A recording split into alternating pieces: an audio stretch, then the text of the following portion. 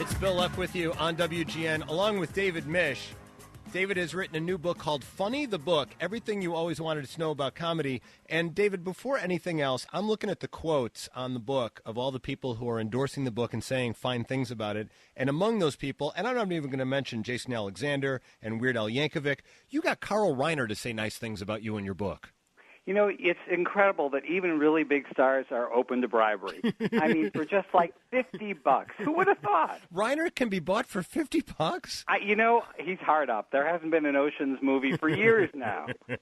No, I mean, the Reiner stories, I mean, he's obviously one of my idols, anyone in comedy, as I grew up with his stuff. And I found out what his production company was, and I emailed someone at his production company, and they said, hell, we'll ask Carl, and he said yes. So he's like a grotesquely nice person. However, he can't be any more grotesquely nice than Al Yankovic, who I had heard had the reputation as the nicest man in show business.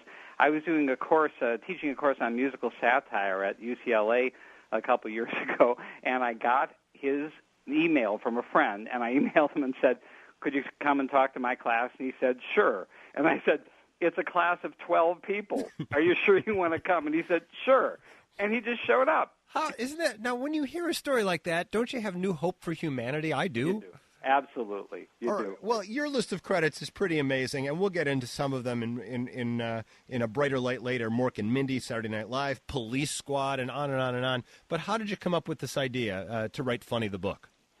I guess because I was facing the end of my career. I'm 62, and the number of 62-year-old screenwriters are not great unless you count, like 6 10-year-old screenwriters. Then there are quite a few. Yeah. So, the jobs were coming fewer and farther between. So I thought about teaching, and when I thought about teaching, I didn't want to teach screenwriting because I know there are people who have much better credits than I do who fell out of work even sooner and got all the good jobs. Oh. So I wanted to teach something different than screenwriting, especially since I think screenwriting is very tricky to actually teach. Plus, you have to read a lot of horrible scripts. Yeah. So I thought, why not teach what I'm really interested in, which is comedy?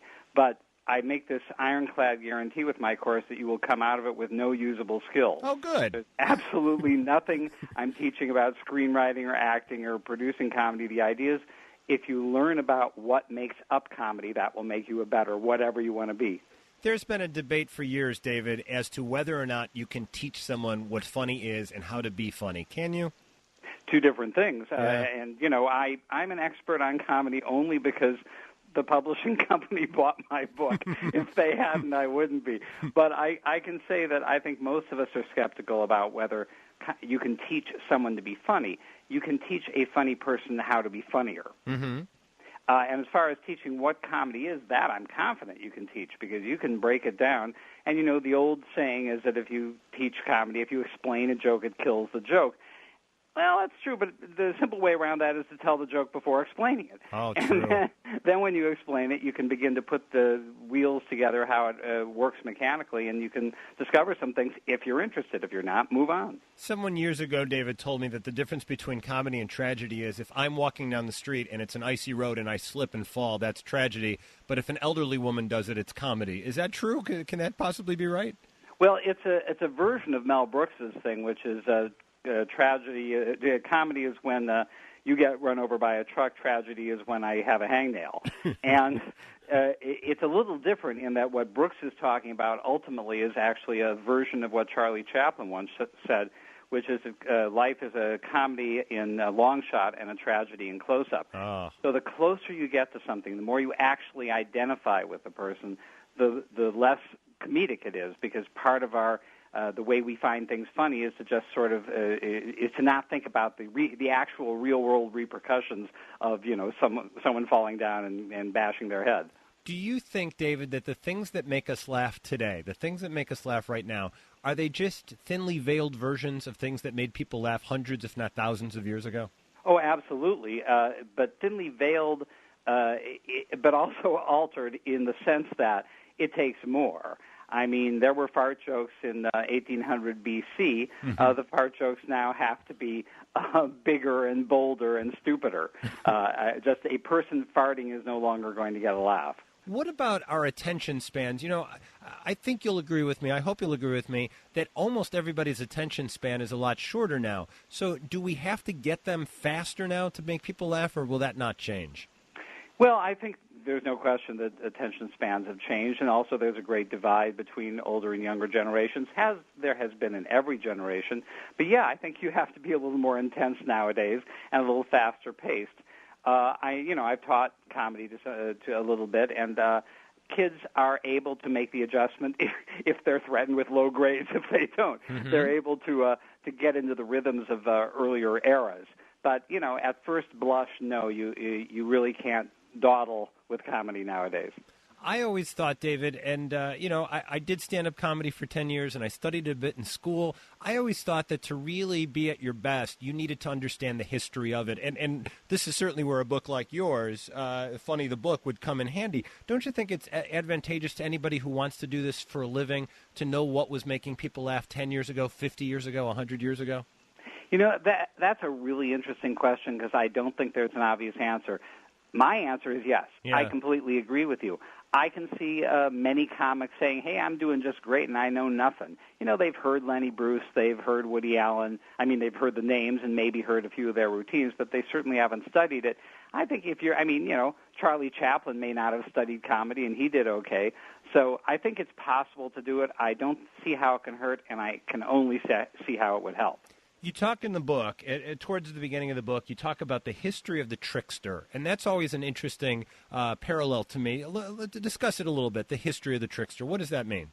Well, trickster is a mythological figure, and it's a name that anthropologists and historians have assigned to a character who has different names in every culture, reaching back through prehistory. Trickster is essentially a character who upends society, who causes mischief and chaos for no other reason but just to make it. And one of the fascinating things about some of our trickster-like characters is that that's reflected. I mean, these mythological themes are reflected up to contemporaneous days.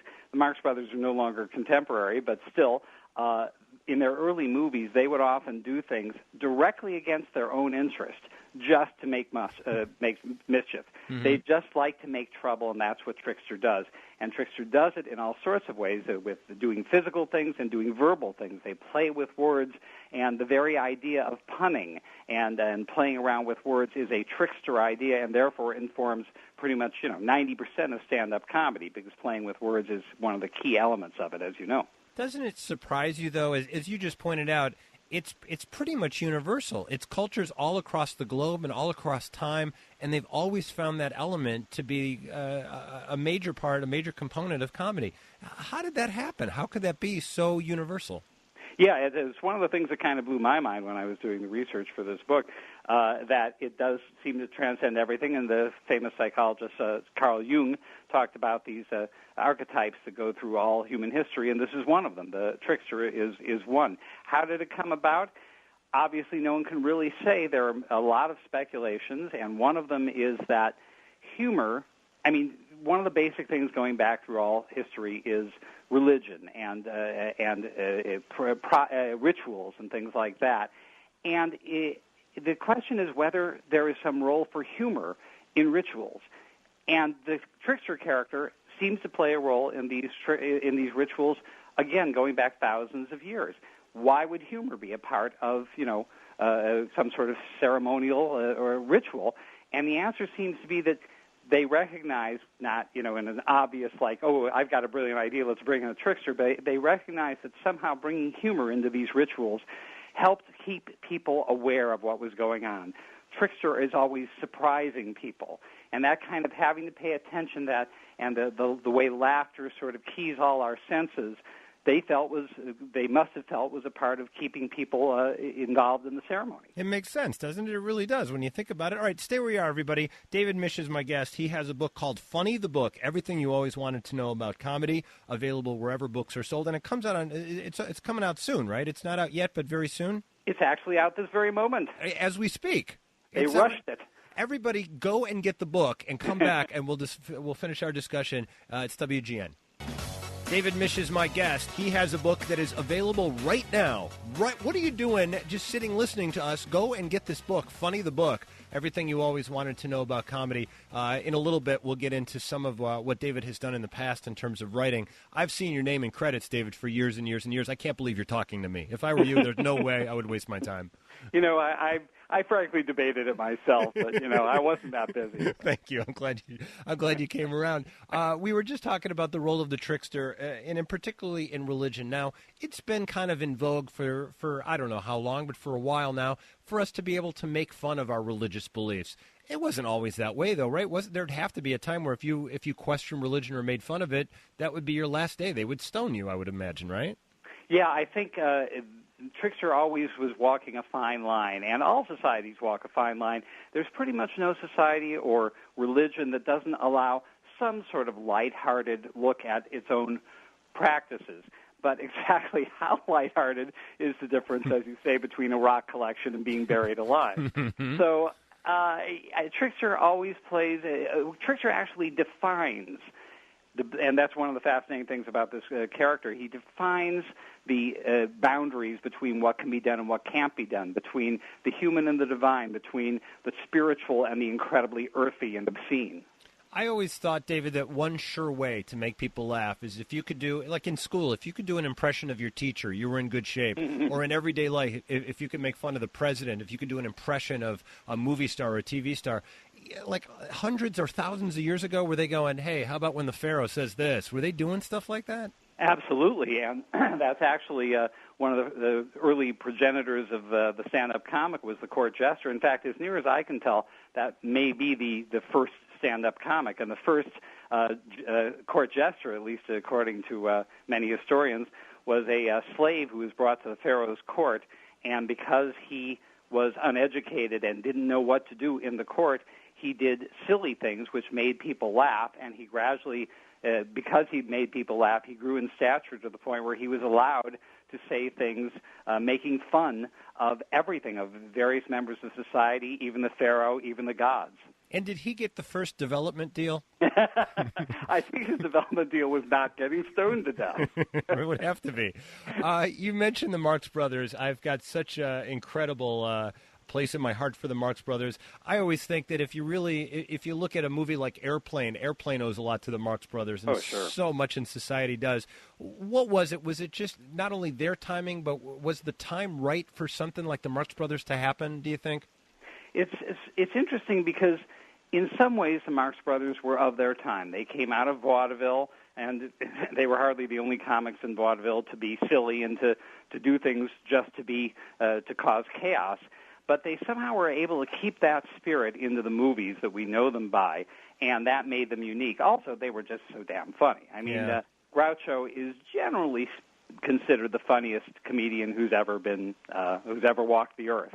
And Harpo and Chico have their own, incredible ways, and together they're pretty much a powerhouse team. I heard Dick Cavett said one time about Groucho Marx, because they got to be pretty close towards the end of Groucho's life. He said that Groucho Marx was so fast that a lot of times when he was saying things, he was hearing them for the first time. Like there was no split second where he'd think of it and say it. He would just say it on impulse. That's amazing. Yeah, he was, tremendous, well-renowned for his ad-libs, and there are a number of stories that I mentioned in the book. Like one of them, the most famous comedy writer of the time in the 30s was a guy named George S. Kaufman, and he wrote one of the Marx Brothers Broadway shows, and he was in the back of the theater one night and talking to a friend quietly in the very back, and he said, "Wait, stop. Oh, sorry, I just thought I heard one of the original lines." This is because Groucho especially was constantly improvising. One of my favorites, which is a little dry, but I just imagine the scene and find it hilarious, is Groucho stopped the show one night and said, "Is there a doctor in the house?" And a man stood up and said, "I'm a doctor." And Groucho said, "How you like the show, Doc?" No reason at all. Just complete absurdity. Isn't it funny that the brothers that we got to know, Harpo and Chico and Groucho, considered Zeppo to be the funniest of the brothers when that never really translated on screen? It may have in stage productions, but on screen it really didn't. Isn't that bizarre? It's a great mystery, and of course, this is just like you. I've been reading this for years, and there's not hide nor hair of it. There's even a couple little films very early in the late 20s they made before their first feature, and it's the same thing. He just doesn't appear to be funny. But he was also consigned to the role of romantic lead, where he really didn't have much of a chance to be funny. Yeah. So who knows what was going on. It was funny that he kind of got his revenge because he dropped out of the act and then became one of the most successful talent agents in Hollywood. So he did just fine. You know, when you look at their contemporaries or any other comedy teams or groups around that time, and I know Laurel and Hardy has their diehard fans, and I know the Three Stooges do and the Ritz Brothers do, these guys just brought it to a level that was unparalleled, don't you think?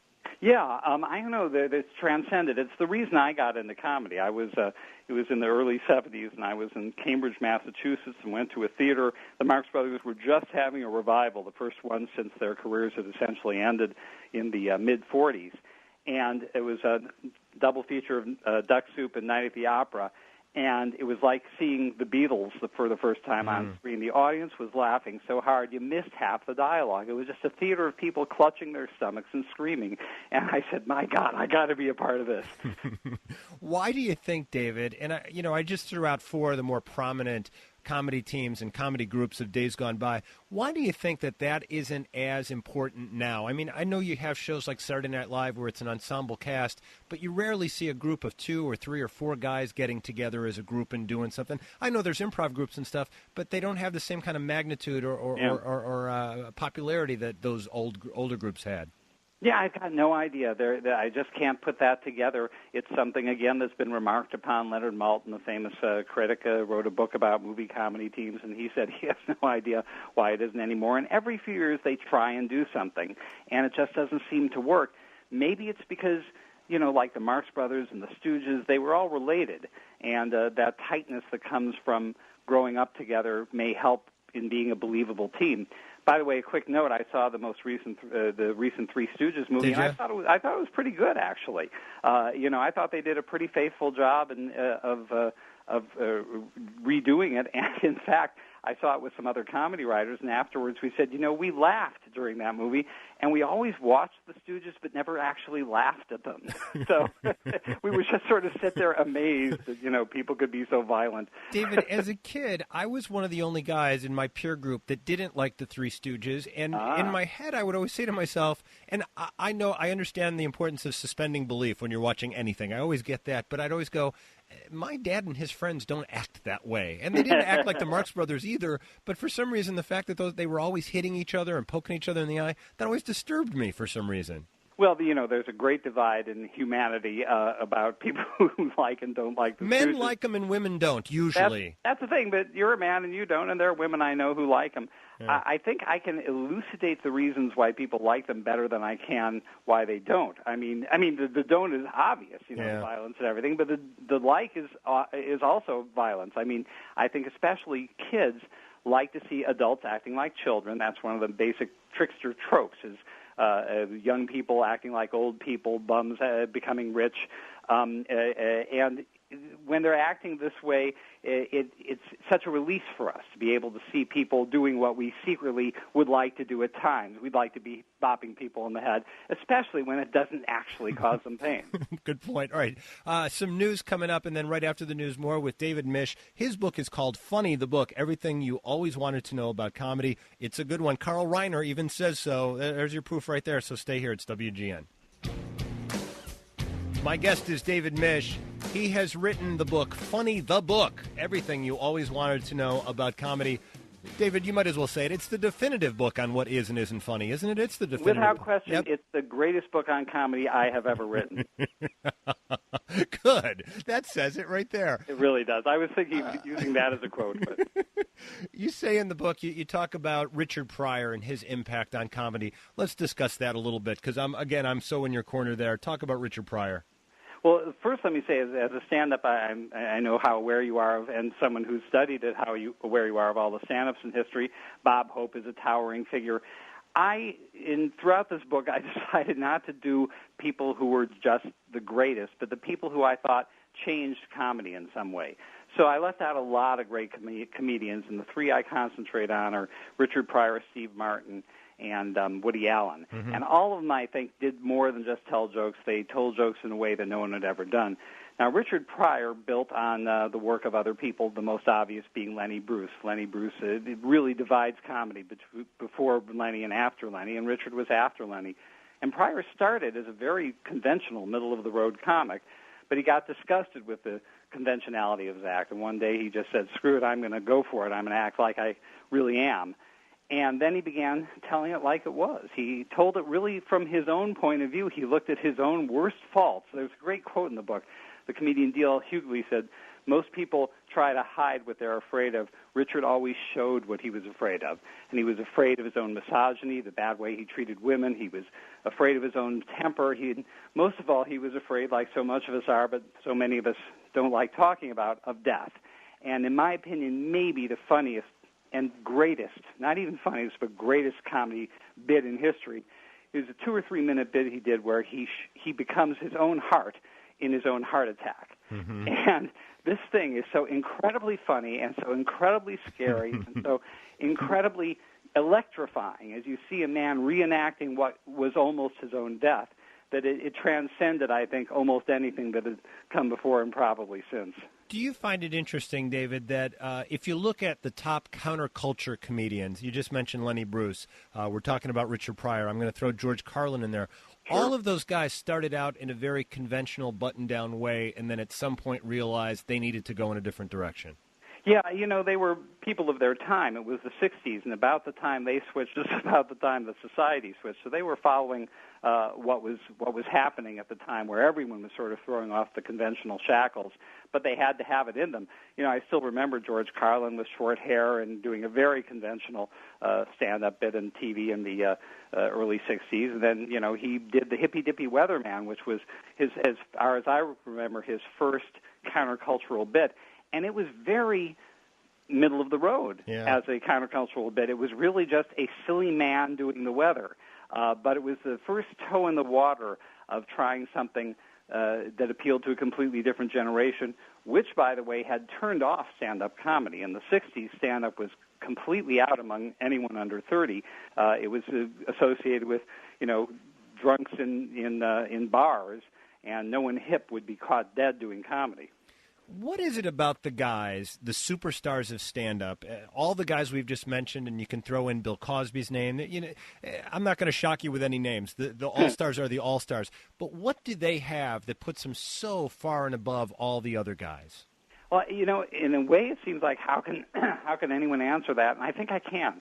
It's personality. Anyone can write a funny joke. Anyone can tell a funny joke.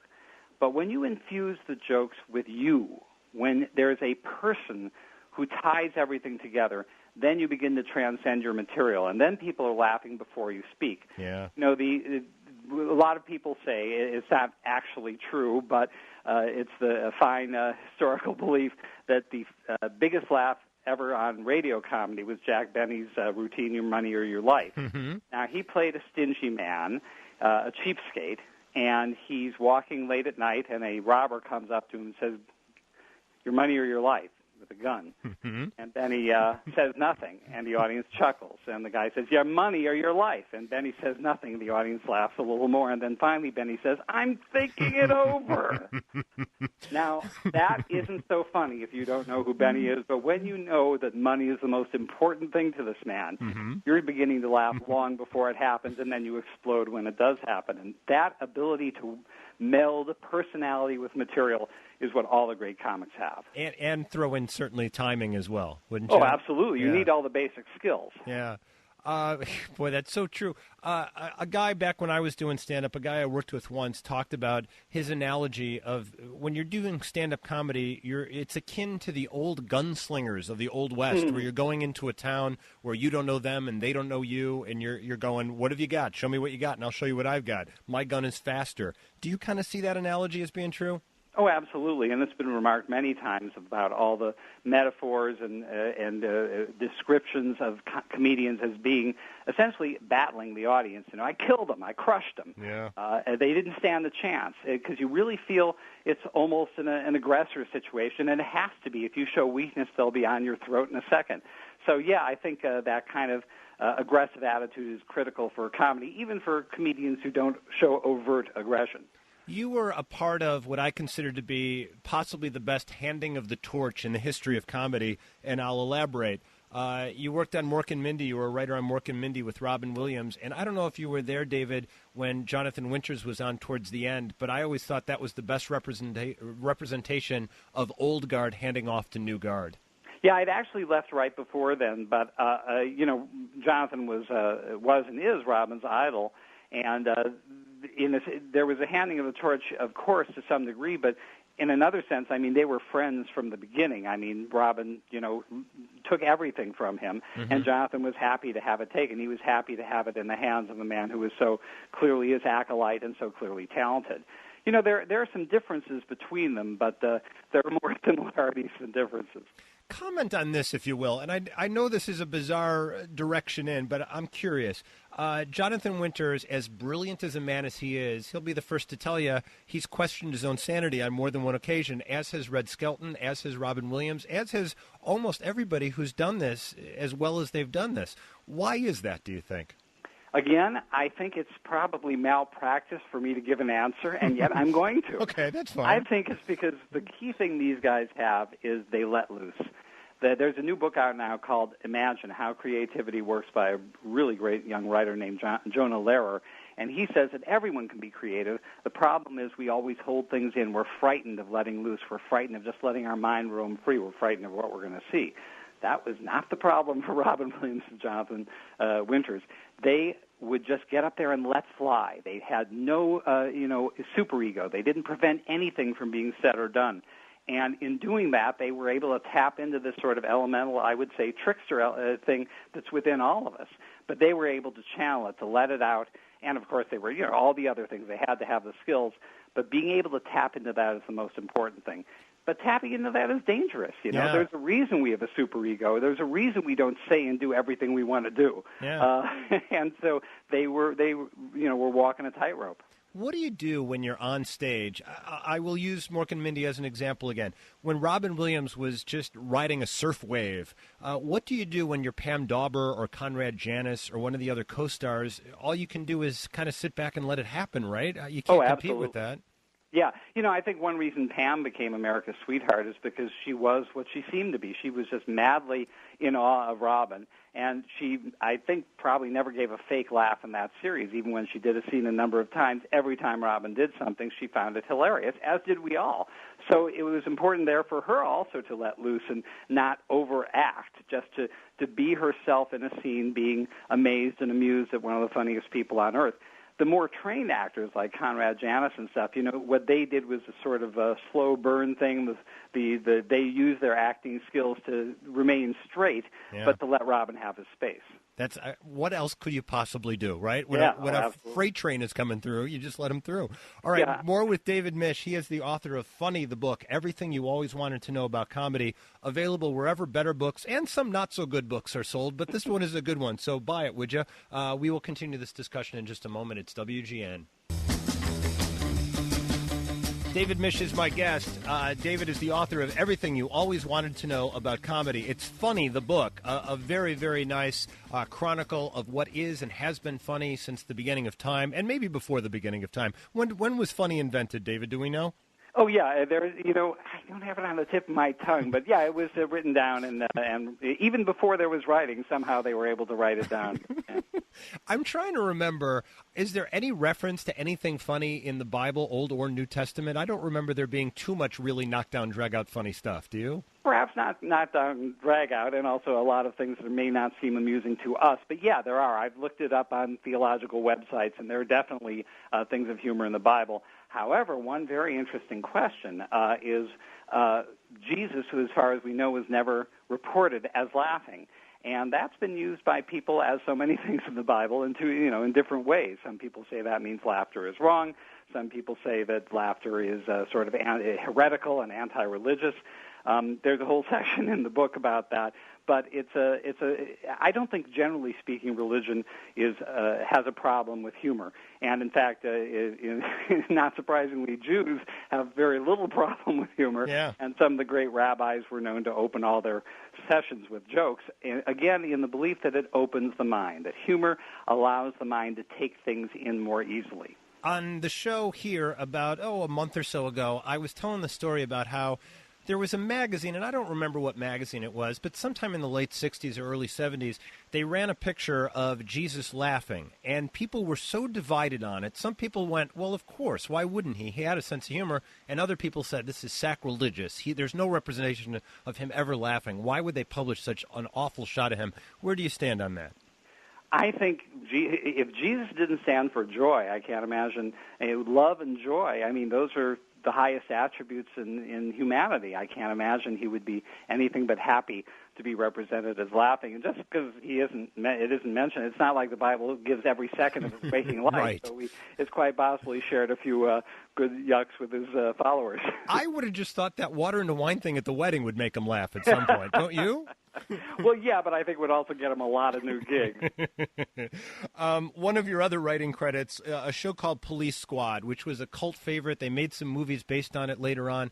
Abrams and Zucker put this together. What was that experience like? I saw all 6 episodes when I was in high school and just loved every minute of it. Yeah, it was great. Mork and Mindy was my first TV show, and it was an incredible experience to be on the #1 show right off the bat. But Police Squad was the first time I was with people my own age, as I was then young.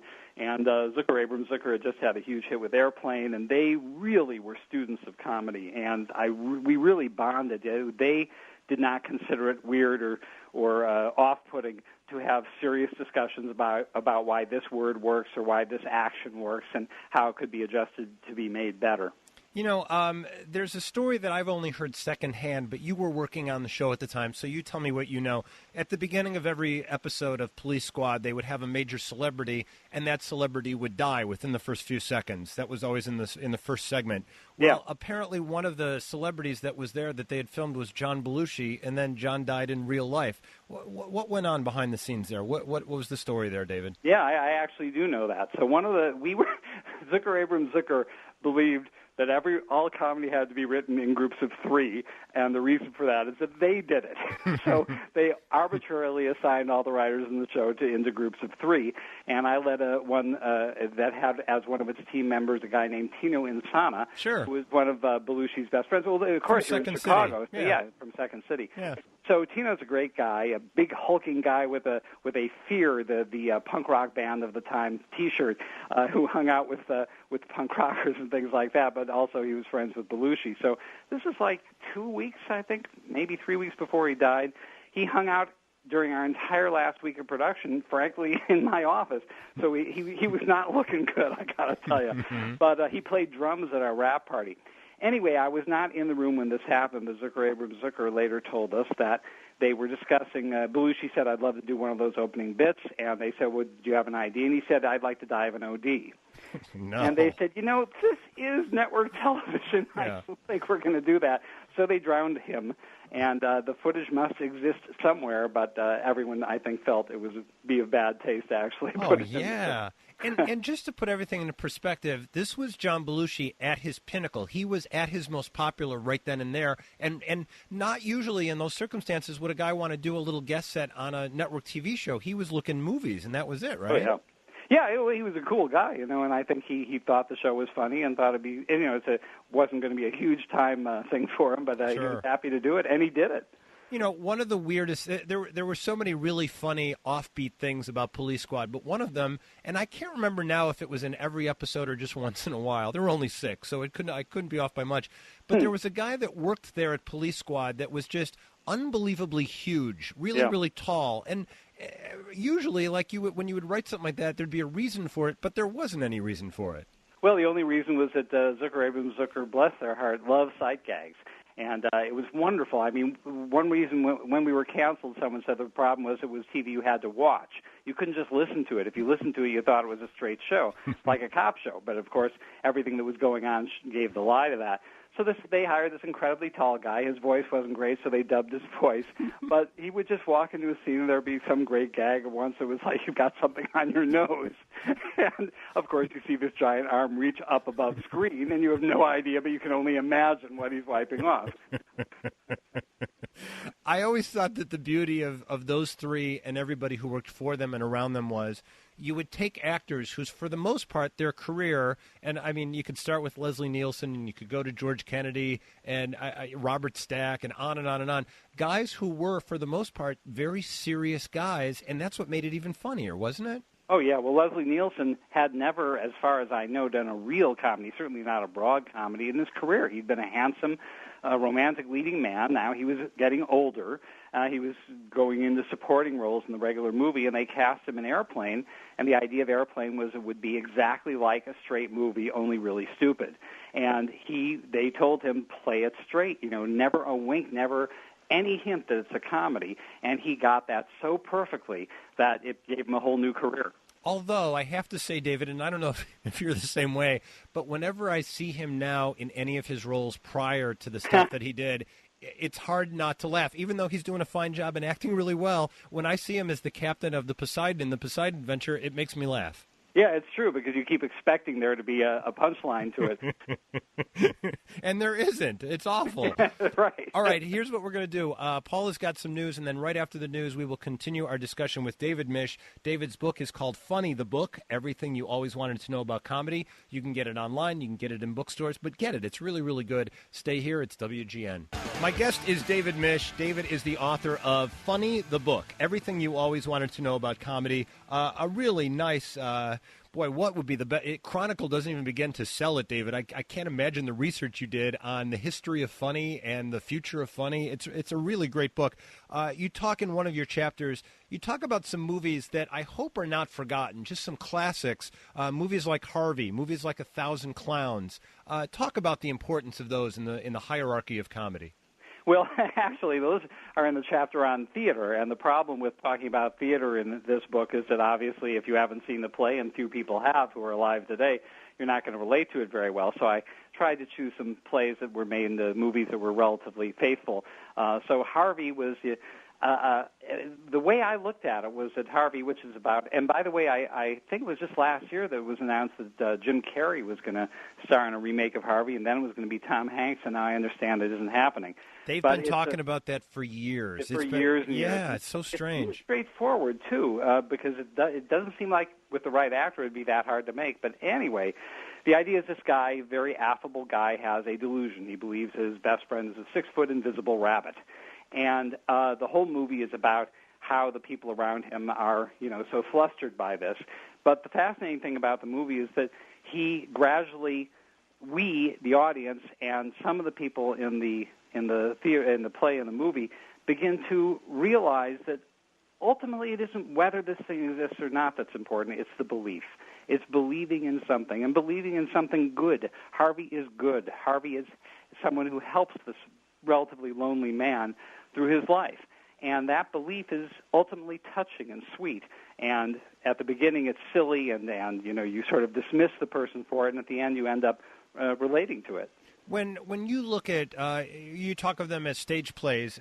I just mentioned both Harvey and 1,000 Clowns, and they started out as stage plays and then were later brought to the screen.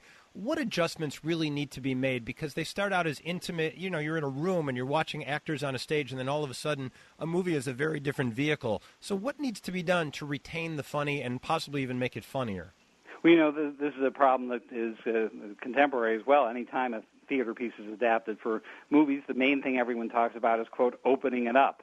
And The Odd Couple is a good example of a movie that was pretty faithful to the stage play, but it opens with a 10 or 15-minute sequence that was made just for the movie that doesn't, in my opinion, really add much to the play. I'm one of those people, I'd be happy if the camera just sat there and I could watch great actors doing great material, but most people feel there have to be more. Famously, 1,000 Clowns was shot as a pretty much straight theatrical, movie of the theater piece. And the studio execs felt it failed horribly, that it was a disastrous movie, and they, the editor and the director worked together in livening it up with all sorts of scenes of Jason Robards around New York, a shot on location, and with some fun banjo music playing in the background, and they felt that made it work. I can't say. All I can say is I think it's a terrific play, and it's the characters and the dialogue that make it for me. It's the first play I ever saw because my dad played Chuckles the Chipmunk in the Chicago version of it when I was a little kid. So how exciting! I know that play, and it was actually the second movie I ever saw because the movie version came out while the play was still playing here in town. Yeah, I always thought they did a really nice job with it. I thought the movie was great. Let's talk about. There's a couple of other things I want to get to that you talk about, and one of them is the sitcom. Which I would say for most people is the biggest dose of comedy they get on a weekly basis is watching sitcoms on television. Are we getting better at that? Are we not as good at sitcoms? What are we doing with them? Well, I have a few thoughts, and one of them ties in with the last thing we were speaking about. We talk about theater being much less popular today than it has been in other decades and eras, but sitcoms are theater. Sitcoms are 23-minute theater pieces that almost all take place in a couple of sets, and almost all entirely consisting of dialogue.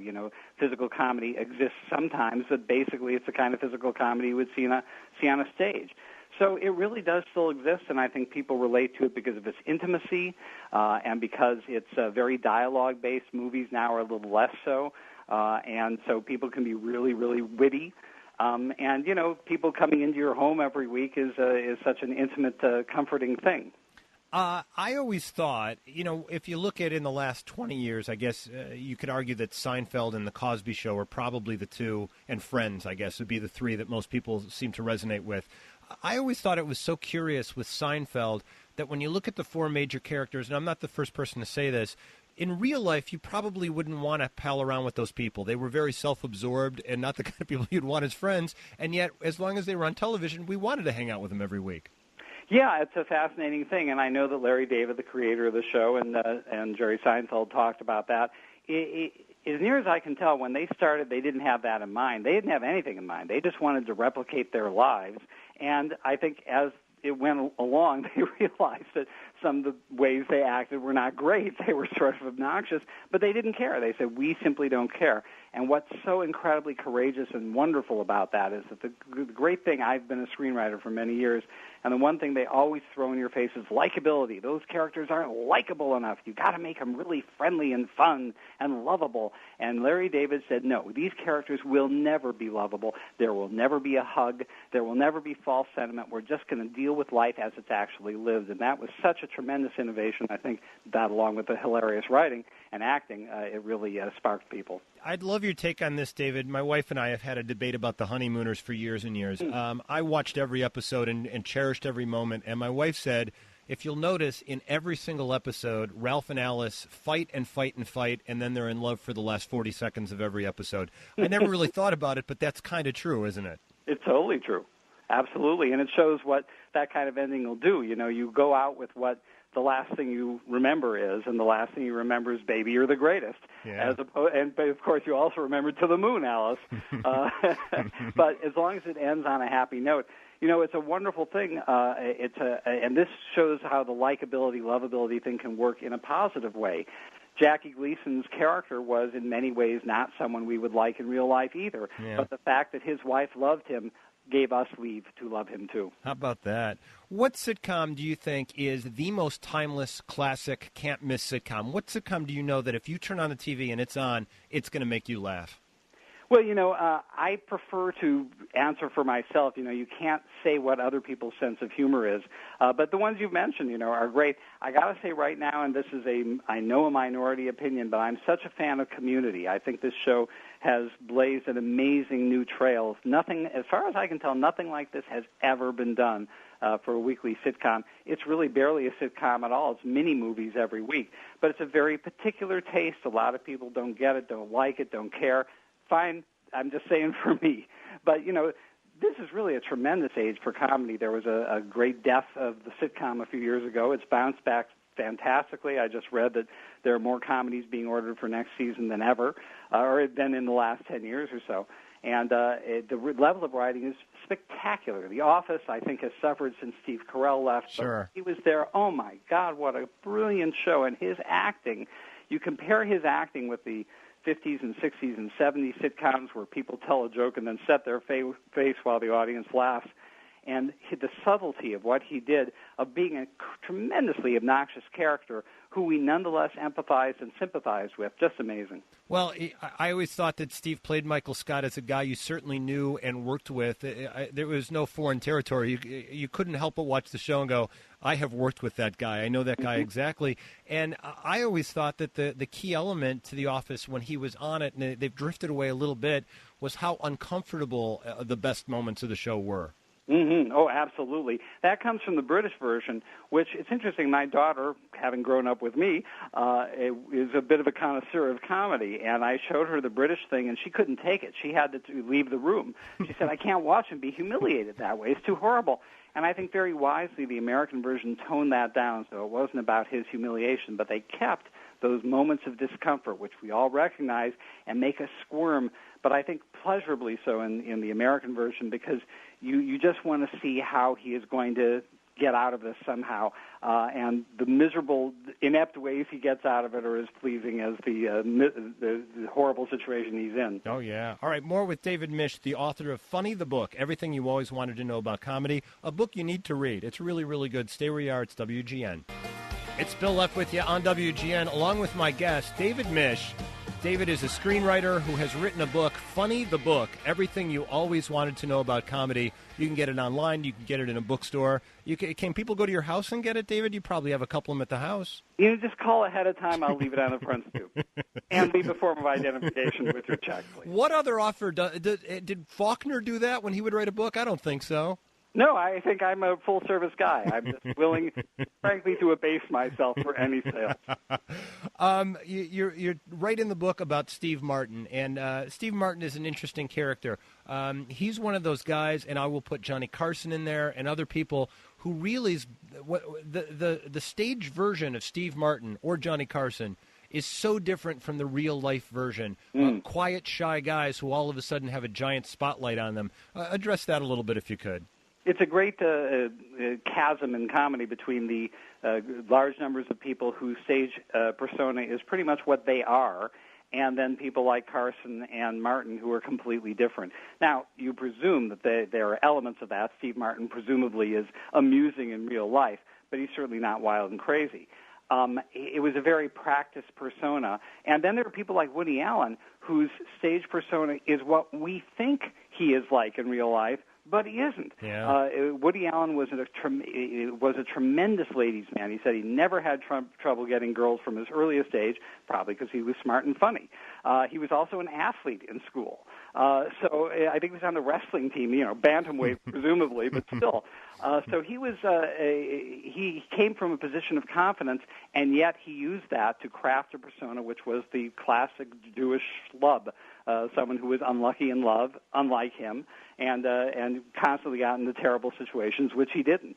And Steve Martin, I think, as I mentioned in the book, and he mentions in his own wonderful book, Born Standing Up, he took his inspiration from a philosophy class he took, where they explained existentialism was something that life is meaningless, and Martin oddly took that to say he should do a comedy act that was meaningless. He should do something that didn't have overt comedy in it, that the comedy had to be ferreted out, that the audience had to work to figure out what was funny, or if in fact anything was funny. No one had done that for a good reason. It sounds nuts, but it worked. How about that? I always found it fascinating. I read Born Standing Up, and I thought it was so interesting that when he was at his peak, when he was a rock star, when the country just loved everything he was doing, he was miserable. Yeah, it's so tough because you work so long and hard, you believe in what you do, and then people are just mouthing along. Monty Python had the same problem. You can't do the parrot sketch if everyone's saying the words with you. Yeah. Then it becomes a recitation rather than a spontaneous act. And Martin was very frustrated by that. But, he got really popular. There are worse things in the world. And then he eventually, after a year or two of unhappiness playing these huge concert arenas and everyone mouthing everything along with him, he moved into movies with, I understand, some success. But I think what's interesting is that he did these acts where people were mouthing along, and what was so frustrating to him is that spontaneity was everything. Even though everything was worked out, he would do them in different order. He would do them in slightly different ways, so that if you'd seen one Steve Martin concert, the next one was going to be different. Yeah, you almost have to do that, don't you? It's very important. Yeah. David, you talked about how Community has been kind of an underrated sitcom, and I agree with you. I'm a big fan of Community's. Thrilled to see that it's getting another season, another pickup. Tell me about other comedians, either in movies, in stand-up, on sitcoms, in any realm of comedy, that you just think were really underrated at the time, that we should go back and really study a little bit more. The first one that pops to my mind is not so much underrated as somewhat forgotten today, and that's Danny Kaye. Yeah. I was raised as a kid on The Court Jester, which at the time was the most expensive movie ever made, but I still say the funniest. Now, my daughter, who's 22, is not one for the old movies. But we watch Court Jester every few years, and she just loves it. It's just an incredible movie which shows his amazing skills. He was best known for double talk, for speaking really quickly and for speaking nonsense quickly and knowledgeably, which is something Sid Caesar also did. But I think Kaye is not really remembered much today or revived much today, and many of his movies, but especially The Court Jester, are true classics. Would you, because for me, the Smothers Brothers are people, and I know how important they were in the 60s, but when you stop kids today and you mention the Smothers Brothers, they just have no idea. Why don't they get their due, do you think? Oh, God, I grew up on the Smothers Brothers. I just love them. I memorized those albums. I don't know. It's a very good question. Certainly the style of humor would seem a little odd today. And yet it seems timeless. The whole thing was that there are two brothers, one of whom, resents that the other one's smarter and funnier and gets the girls and gets and runs things. The ironic thing being that Tom Smothers, who played the idiot, was the leader of the act and wrote everything, and Dick really just sort of went along for the ride. But it was an incredible act, hilariously funny, very meaningful to anyone who's been in a family or knows of a family. And I don't know why they're not done today, but maybe, like so many trends in comedy and drama, it'll come back. I hope so, because, I love them, and then I will go back a generation further to Bob and Ray. To this day, when I hear Bob and Ray, I just can't help but laugh. It's impossible. I don't know how many people know Chris Elliott, but he's Bob's son, and he had a completely unique, his own unique take on their style of humor, but it clearly flowed from it, and so that kept it alive for a little while more. But Bob and Ray, I think, are a tough sell today because they're so low-key. They do that thing that I love, which is they don't sell the joke. They underplay the joke. They almost anti-sell the joke. And just like with Steve Martin, you have to work to get Bob and Ray. In those times when things were not so in your face, and when they were on radio where you were essentially always sitting back and letting your mind do the work, then I think they thrived. And this kind of low-key rambling absurdism is something you really see very little of today. I only have a minute left with you, David, but I'm just curious. You didn't spend a whole lot of time writing for Saturday Night Live. I think you were there for two episodes, right? Yeah, just 2 episodes. But first of all, why wasn't it longer? And talk about the cultural impact that show has had over the years. Well, its culture is its impact is incalculable. My reason they had a guest writer program, and most of the guest writers were only there for 1 week, so I was double the amount of time of most people. The reason I went to it is my manager thought the funniest sketch he'd ever read, and he managed Robin Williams, David Letterman, Woody Allen, so he had a pretty good eye. And he said I'd written the funniest sketch he'd ever seen, and he wanted to see it produced. So I get to Saturday Night Live, and unfortunately, the sketch involved a horse, and it was the middle of the 1984 election, and they were kicked out of their usual Studio 8H and were in a smaller place where they couldn't fit a horse. Oh. So I never got the sketch on. Oh, that's not fair. Yeah, but its impact is incalculable, and feels like 90% of the comedians we have came out of it. I was thinking the other day that not only has no show produced as many running characters and bits and catchphrases, but I don't think every show combined has created as many characters and running bits and catchphrases, have they? That could well be. In a way, it's difficult to think of it as a single entity. You think of it in the terms of the groups that have been there through the years, like the first cast that was there for essentially for 5 years, and then the Eddie Murphy years and things like that. So in a way, you can see it as a series of individual shows with different casts. But yeah, I mean, Lorne Michaels is clearly one of the comedy gods for being able to do this for so many years. Well, David, promise me the next time you're in Chicago, you come up in studio. I'm dying to meet you. This book is nothing but fantastic. It's Funny, the book, everything you always wanted to know about comedy, and the author is David Misch. He's been my guest. Good luck with this, David. This is a really great book.